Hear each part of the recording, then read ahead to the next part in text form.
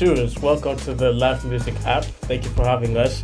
What song is on repeat right now this week on your iPhone or whatever phone? What song is on your repeat right now? Is it bad to say my own song? Well, what song is it? What song is it and why? I have a few songs. So I've got Blessings and Favour, which is my own song with Great Man Tackett on a repeat. Go left, go right, go left, go right, go left, go right, go left, go right.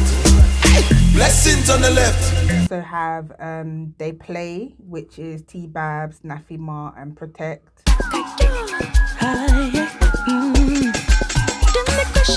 Wonder where these people they get the power. I be you know shall be my father. Give me fire, give me. I have a few songs. Ty Bellows album, the whole album on repeat. He fights for me. Hey. I hold my peace. He fights for me.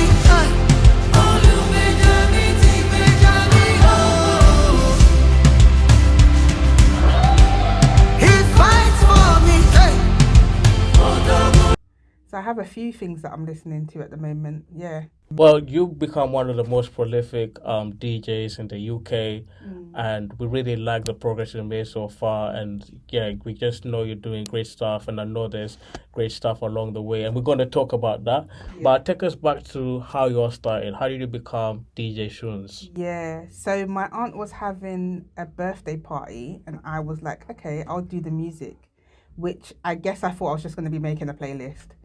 And then I started just messing around with like mixing music on an iPad. And then I got really into it and I ordered a DJ controller. So I went straight into like DJ mode of learning how to DJ on a controller and mixing songs and so forth. And then, yeah, the party came around and I played and everyone's reaction was so amazing. Like people danced, people were excited, people was enjoying themselves. And I was like, yeah, I love this. I love the buzz of like making people happy, making people dance.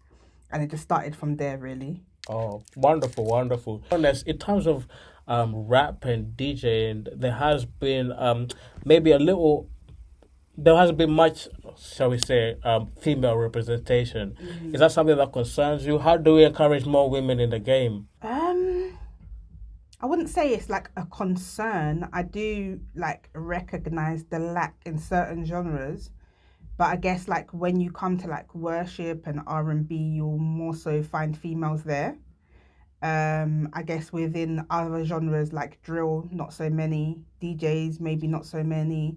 So there's parts of the scene where you will find females and parts where you won't. I don't think I see it as a concern really. It's just who God raises up. So if God chooses to raise someone up in a certain genre, then yeah, they'll be ordained to minister and do whatever they do within the genre God has called them to. So I wouldn't say it's like a concern. It would be more a concern if I felt like there was a barrier, like we were being stopped from doing it. I don't think it's being stopped. I think it's just who is God calling or raising up at this time. To be honest, yeah. I heard in the premier. I wasn't at the premier gospel, but I believe there was a rapper, Tneek, a female gospel rapper. Yeah. Was she part of the cipher? And dirty money, real dirty money. Tell a pretty girl she can sell herself for money. Counting the sterling, she can make with a body. Red bottom shoes is the going price of her body.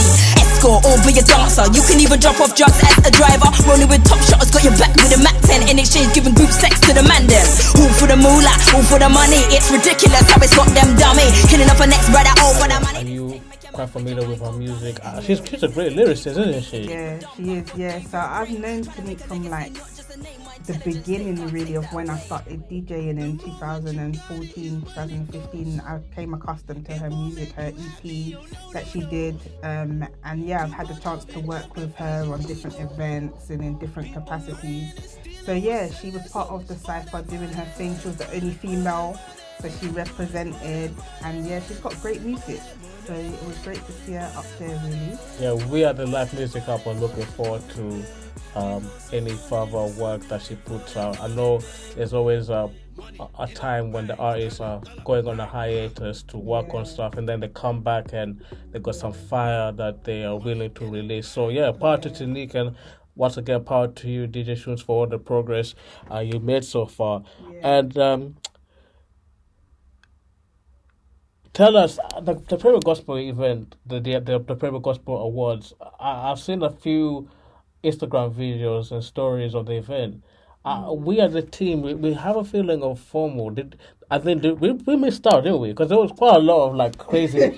Tell us about your experience Yeah. at the Premier Gospel Music Awards. It was amazing. So like just seeing the cypher like artists from like the beginning of UK rap, gospel rap, all the way up to today. So they ended with Still Shady. So it's just seeing like all the generations coming together. Really, it's just like wow, look how far we've come.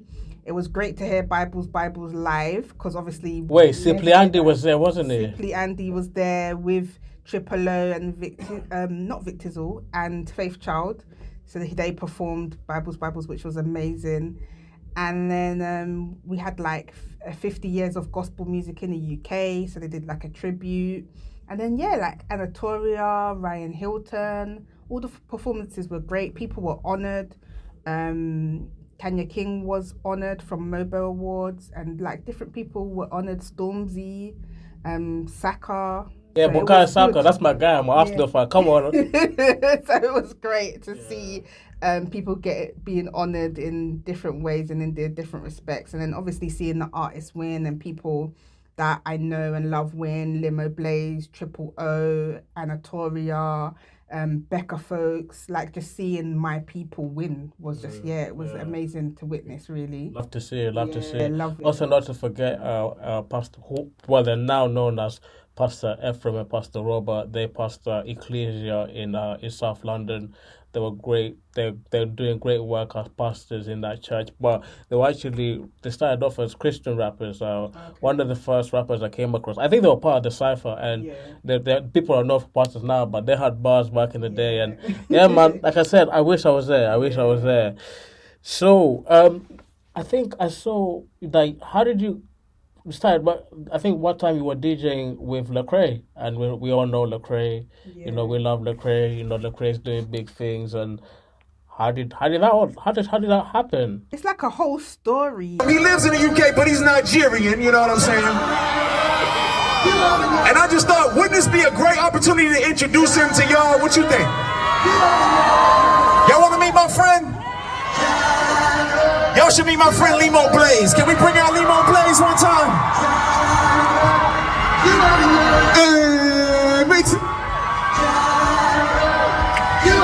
Hey, yo, Limo, what we got, man? Y'all know this song? Can we worship the Lord one good time out here, man? Tell us. From Uncle Muyiwa playing my song Armour to him when he came to the UK, and yeah, he was really positive about it, gave positive feedback, which is on my Instagram. Like, I still can't believe to this day, like, he heard my song and he liked it. And then he was coming to the UK to do Big Church 2022 and needed the DJ. And yeah, basically Governor B hooked us up, actually. It was actually a Governor B connection. He was like, my friend's coming to the UK and he needs a DJ. I don't know if you've heard of him. His name's Lecrae. I was like, what? What do you mean you don't know if I've heard of him? V Lecrae. Is anyone else even called Lecrae? Yeah. So that's how that came about. Yeah, Governor B, like, he's a great brother, like, in Christ, like, for connecting people and putting us on. So I've had a couple of opportunities through him, which is amazing, and I'm really, really thankful that he would even think of me, because he could have given it to any DJ, really. So I was really, really excited, really happy. So I got to work with Lecrae at Big Church, and then we flew to Rotterdam and we did an event there, I think it's called EO Youth Day, which is incredible. It's like 60,000 people in a stadium. It's massive. So that was in Rotterdam in the Netherlands. So yeah, great summer 2022. Got to travel with Lecrae, got to do all sorts around the UK, festivals, etc. So yeah, it was amazing. And I saw again some social videos on Instagram of Big Church Day Out. Would you say that was an incredible event as well? Tell us about that. I love Big Church. It's probably one of my favourite events and gigs to do. I get to open, so I get to set the tone for the day. So this year my thing was just get everyone dancing, get everyone up, get everyone ready for the festival. And I definitely think I did that. Like from the feedback, everyone was so positive. They really enjoyed themselves. And they said, yeah, it was a great way to start the day and start the festival. So yeah, I love DJing at Big Church. That's one of my favorite places to DJ. Yeah. The scene is growing. I can see like it's growing, but from your point of view, how do we move on from here? What are the next stages in order to kind of go, or where do you want it to see, and how do you feel we need to get there? I'm not really sure. I think investment would be good, but I'm not just talking about investment in terms of money. I mean, in terms of like ideas and investment in terms of creativity and understanding our craft and marketing and you know what I mean, like PR and all those kind of things. So getting better at what we do. Yeah, just working hard really, getting better, being consistent with our gifts. So actually those that make music, putting out music consistently, always growing and getting better at our craft. So better production, things sounding better, new ideas. So everything doesn't just sound the same. I think these are just ways to grow. I don't really have the answers because I'd say I'm quite new to making music myself. So yeah, it's just growing in your craft and learning as much as you can, because I try to study things as much as I can and try and understand the industry and understand the music industry and how it works and how I can get better and what I need to do to be better in certain areas. So I just think just working harder and just being consistent, and then money always helps, so that we can have the best mixing and mastering and recording. I think that's always important as well, that it sounds good. You say you're fairly new, but for someone who's fairly new, I say you're doing amazing things, and we're going to get into that. Would I be right in saying that you also are a producer as well as a DJ? Will I be right in saying that? Yes, at the minute I co-produce. So I work with someone called KD Summers. Wasn't anybody in my crew with the baddest team? With the baddest team. We got this energy. That's why we gonna switch up the energy. Keep a fire burning like furnace.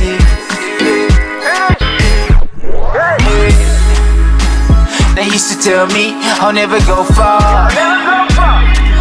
Focus on my energy to get a job done. But there was backstabbing me. I made it in South Africa, and we co-produce quite a lot together. So we'll be on Zoom. We make beats. I may give ideas. I may give samples. Depends on what we're working on. Sometimes he just comes up with fire on his own, and then I just add to it by getting the right vocals and just placing the vocals in the way that I think would be great and stuff like that. So yeah, we're very collaborative in our work, and he's been a blessing to me, definitely. He's been a blessing in terms of my production and my journey so far. Yeah. I really like the fact that the connections within gospel music is going international. Yeah. You know, working with Lecrae in America and KD Summers in South Africa. It's also with the age of social media and the internet, you can really work with anyone, anywhere. You don't have to fly out. Although, if you ask me to fly out to America or South Africa, I'll be the first one to say, yes, I will. Yes, I will. Yeah. Definitely some wonderful countries and wonderful people all over. It's great to see the body of Christ working, and just the ability to work with everyone beyond the national and even cultural boundaries is a beautiful thing to see. So tell us about so you DJ at parties or weddings and that. What's your thinking process behind the music? Because a DJ has to know what's the right music to get the crowd going. So what are your thinking process behind that? It's just asking the right questions. So I have a form that I get the client to fill out so I can understand their music preferences, what they enjoy, what they would like to hear on the night, the kind of vibe they want from the night. Do they want like a chilled vibe? Do they want everyone dancing? Like what type of music do they want played? So it's just understanding the client really, and then that's how I decide what I'm going to do and what I'm going to play. So it's just tailoring it to their music choices and what they like. And it's quite simple really. And I want to link that with something that we just discussed earlier, Big Church Day Out. I like the fact that Big Church Day Out has Christians who perform with different genres. Yeah. Do you think rap, urban music, so rap, R&B, drill, grime, these are genres of Christians who might not particularly be into those genres are something that they're willing to embrace now in 2023, that a Christian can use these genres to communicate, the gospel message as well as kingdom values? Do you think it's something people are beginning to embrace? Yeah, definitely. I definitely played like a range of genres. I played dancehall, Afro beats, drill, as well as like praise and worship and so forth at Big Church, and it was all received really well. I guess it's just, if it's good music that people can understand and relate to, then yeah, I think they enjoy it really. So yeah, I think it is gonna grow, and I think people like what they like. So if there's people there that like those genres, they're gonna be drawn to hearing those genres. Yeah, nice, wonderful.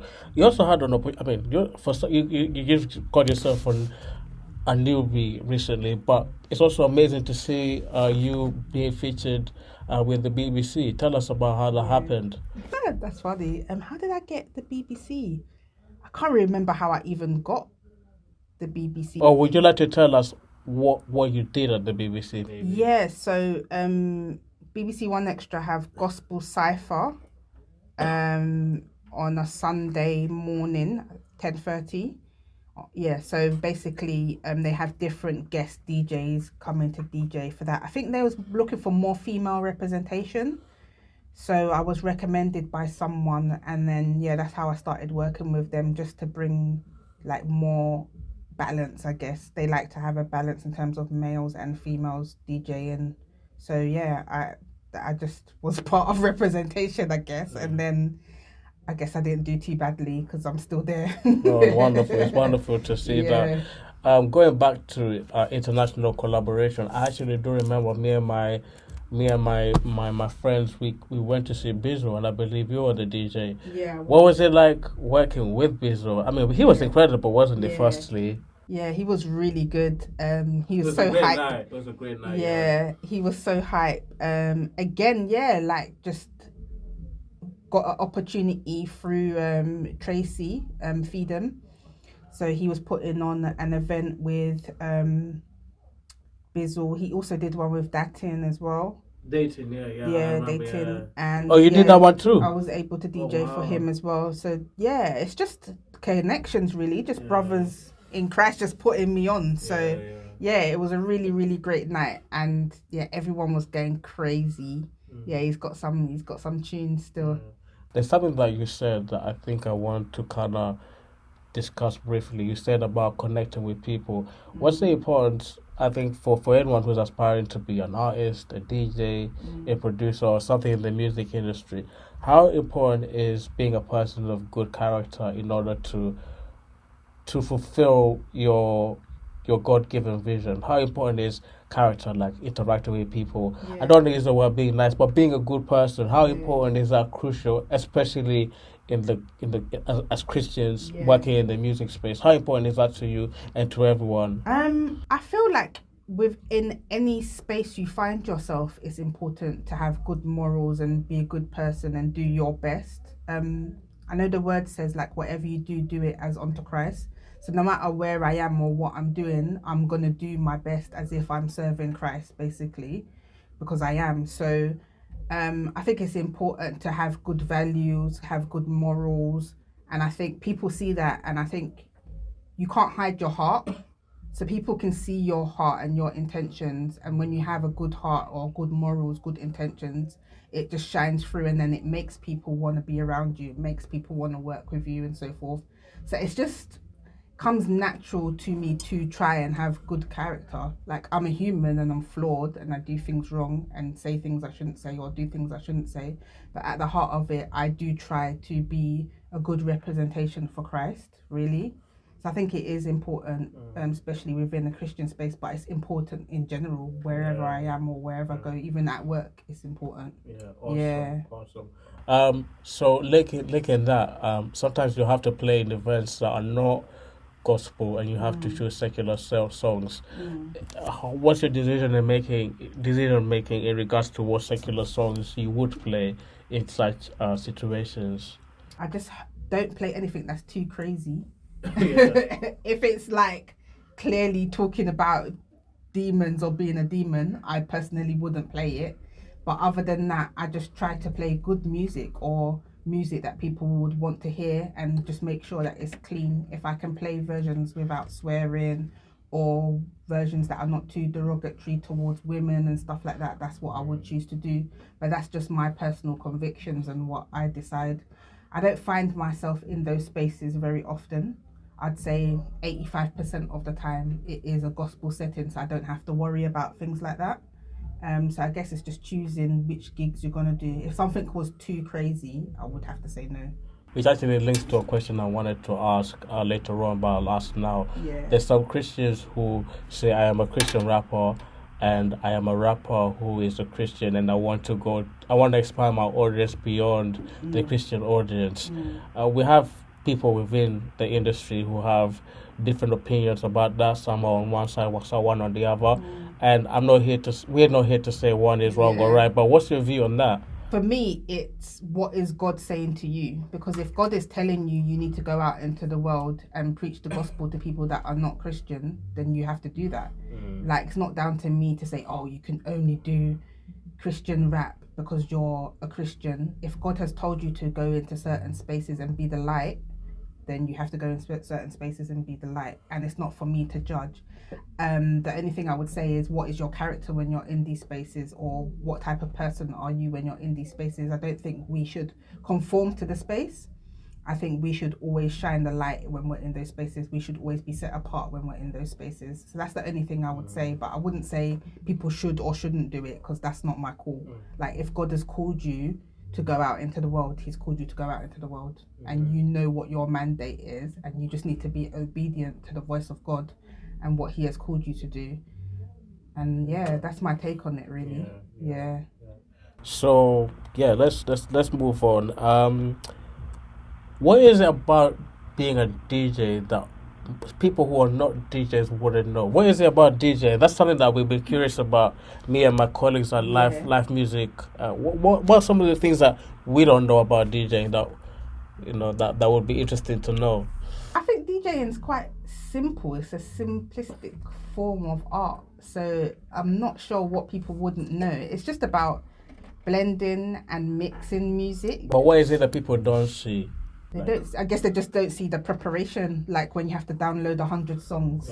You have to label them and put them in the right place, and like folders, and like, okay, Afrobeats is going here, dancehall's going here. Like, I guess they just don't see the preparation of how long it takes to actually update or make sure your music library is in a way where you can play successfully, really, on the night. That's the bit people just don't see and don't understand sometimes. I think that it can take a long time. Sometimes people say to me, make a mix or whatever it may be, but you might listen to a 30-minute mix that has taken me 6 hours to do because of the preparation to do it, for example. So I guess that's the bit people don't see. That's it's good to see that. I think people need to know that so that they can appreciate. I've learned that, and I'm like, I actually appreciate DJ even more. So it's good that we've come to know that here at Live Music. So you're an artist, but you also have family life, and so when your guys are driving, who dictates what music is playing in the car? If we're both in the car, it depends. So if we both get into the car and nothing's playing, I probably will take control, or I will take the aux or whatever it may be to play the music, because he's driving, so he's not going to be doing like searching for music and stuff. But what I play depends on what we're doing, where we're going. If we're going on a long journey, I will play music to his taste because he's driving, and I just want to keep him like stimulated and like Not fall asleep. basically. Yeah, But if we're just going somewhere local, it may be my music, or if it's like a Sunday, it may be worship or gospel, or if we're going, if I'm going to a gig and I need to be hyped, I might play Afro beats or dance, or whether it be gospel or secular. So just to get me in the mood, depending on what I'm doing. If I'm doing a wedding, I may like listen to sing-along music just to get me into that zone.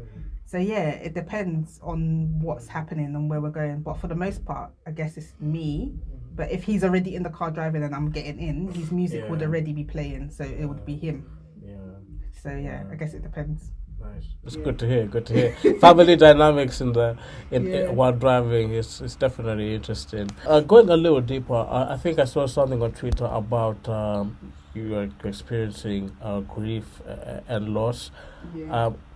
Obviously, grief, losing a loved one is painful. But how has it been for you, and has it made an impact on ministry or music? Yeah. I don't know if it's made an impact on ministry or music. Maybe it has, I don't know. But it's a weird one for me. This is probably like the first person close to me that I've lost. So it's my grandma. And yeah, like all the feelings and emotions are actually a shock. Like I didn't know I would feel the way I feel, basically. Like I could just be normal and then at work, and then in the middle of the day I'll just be crying. And I'll be like, oh, like I didn't know that was gonna happen. Since it's happened, I have actually been so busy, so I've had to be focused. So it just shows me like my resilience, my strength, also just that I can do what it takes when I need to do it. So I had an event maybe like 2 days after she passed, and then I had big church, and I had like all these different events. So I knew I had to be in a space where I could still work. So I knew I couldn't just fall apart. So it's interesting. It's shown me a lot about myself and the type of person I am. But yeah, I never thought I would be the way I am experiencing it, to be honest. Yeah, it's a funny one. Yeah, I mean, yeah, it's definitely painful losing a loved one. What advice for those who are listening? What are the learnings that you are gaining, and how would you encourage somebody who's going through a similar pain you're going through now? I think for me, it's just having people that I can speak to, so not like holding it in. And also like feeling what I feel. When I do need to cry, I just cry. Like don't try and hold it in. Well, depends on the circumstance. But if I'm at home or something, then yeah, like feeling what I feel and just letting myself feel it and go through the emotions of it and the ups and downs, like the happiness of like remembering happy times, and then the sadness of like the person not being there anymore. So just feel what you feel. I guess it takes time to go through it. I don't really know. I don't really have the answers. I'd say this is like the biggest loss for me. So it's like I'm learning as I go. So I don't 100% have the answers, but I'll just say feel what you feel. Definitely prayer, taking comfort in God. Like I've spoken to God and been like, okay, I feel this, but I need to do this. So I need you. I need your strength. I need you to keep me going and so forth. And obviously my grand being a Christian, I know she's gone to a better place. So just remembering what the word says, that I don't mourn out of like her not knowing God. Like I know she knows God, so I know she's gone to heaven. I know she's not feeling pain anymore. I know she's in a better place than I am. So it's like, just remembering his word, I guess, as well. It's a Christian hope, isn't it? That even for those who move or who pass on, that they're actually passing on to glory. And we all, even if it returns or if we die, we're going to be with the Lord. And there's no, like you said, there will be no more tears and no more pain. And we look forward to the day when the kingdom will come. But until then, we're here doing work for the Lord. And we know that the scripture says whatever we do for the Lord is not in vain. So yes, we just need to keep pushing. And life is full of good times and bad times, isn't it? Literally, yeah. It's like ups and downs, and it peaks and troughs. So that's what I'd say in regards to that. Weren't expecting that question. No, but it's good. It's good to talk. It's good to talk. So yeah. Thank you for sharing about that, and yeah, it's good. But we're being comforted to also offer encouragement and comfort to those who are, going through the same thing, and that's what the body is for, to comfort one another, with the same comfort that we have received. So let's conclude on a high note. You have released a new hit single, so please tell us about that. Yeah, so my latest release, Blessings and Favour, came out on the 19th of May. And yeah, it's doing well. Like, it's been received really well. A couple of days ago, it hit 10k streams on Spotify, which is amazing. Oh, nice. I don't know what the streams is overall, but it must be a good amount if it's just 10k on Spotify. And yeah, people seem to be enjoying it, dancing to it. I've had really good feedback. I played it at Big Church Day. Everyone was dancing to it. So yeah, that was amazing to see. So yeah, I'm just grateful to Great Man for partnering with me. Yeah, just seeing and understanding the vision. I just wanted to make an amazing song that we can dance to, really, that we can glorify God to as well. So yeah, it's really, really, really good project that I'm really happy with and excited about. Yeah. My mandate when it comes to music is just making music that people can dance to. So obviously when I DJ, I like to play music that's upbeat, up-tempo, that people can dance to, have fun to, but that glorifies God. So that's my mandate. So that's what you're going to get from me. Just headbangers, hits. That's what's coming. DJ Shunz, thank you very much for having us here at the Live Music app. And yeah, we are looking forward to seeing what will come in the near future. And yeah, keep doing your thing. We thank God for you. Yeah, thanks for having me. I appreciate it, man. Yeah, thank you. My logo, God bless you, reach all of us. Tell your mommy.